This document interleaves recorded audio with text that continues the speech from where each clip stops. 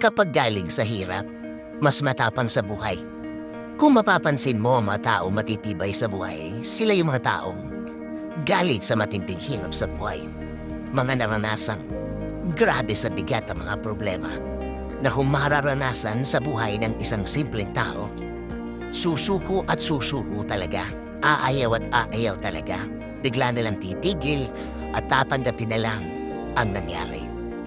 Pero, ang mga taong nag-decide na dumiretso lang sa buhay, sila yung matitibay na.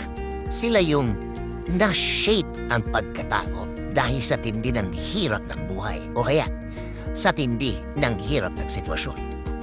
Talagang mga darating sa buhay nila sa future ay parang wala na lang. Tama, manggaling na sila sa pinakamahirap, pinakamatindi. Oo naman, nasa kanila ang desisyon kung ayaw na nila. Pero, ano ang pahinabang kung ayaw na sila? Sa bandang huli, sila ang talo. Sabi nga nila, bahala na si Lord. Malalakas ang faith ng mga taong ito. Pinanggalingan na nila yan. Kaya alam na nila na hindi naman talaga magtatagal ang sitwasyon nila.